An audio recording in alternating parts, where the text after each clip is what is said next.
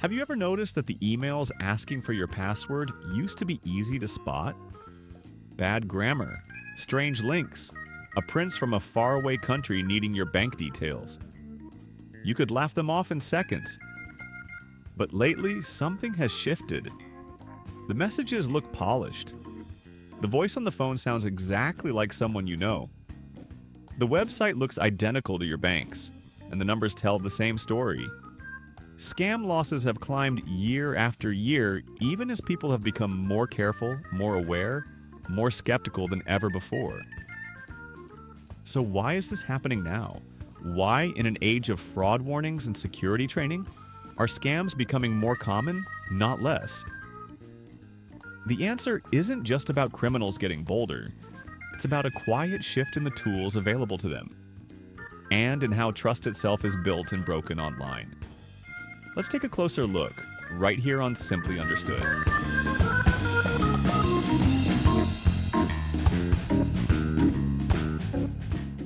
At its core, a scam is simple. Someone convinces you to hand over money, information, or access by pretending to be someone or something they're not. For decades, this required effort. A scammer had to write convincing messages, research their targets, and manually run each attempt. That effort limited how many people could be reached and how convincing each attempt could be. What's changed is scale and precision. Automated tools can now send millions of messages at once, each one slightly tailored using information scraped from social media, data breaches, and public records. A scammer no longer needs to guess your bank's name.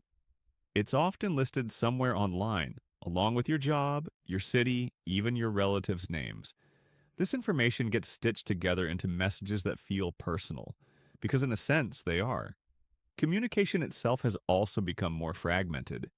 We receive messages through email, text, social media, messaging apps, and phone calls, often from numbers and accounts we don't recognize because that's now normal.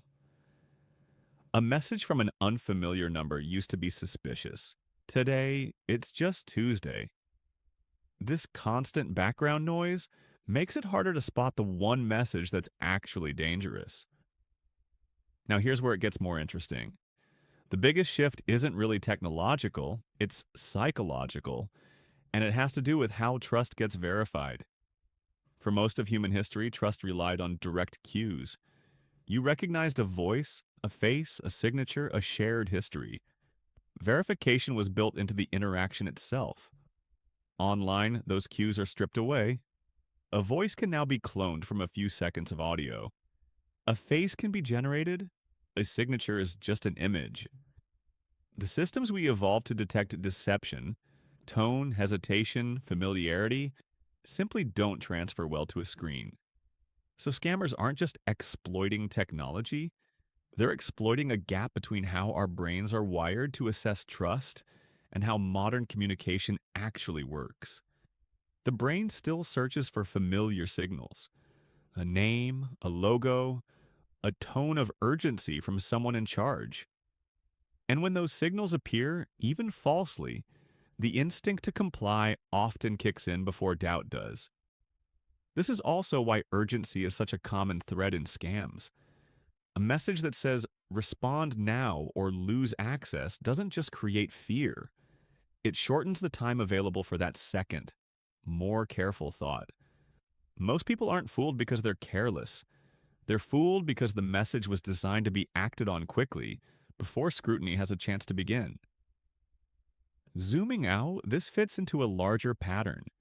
As systems become more digital, more automated, and more interconnected, the points where trust can be faked also multiply.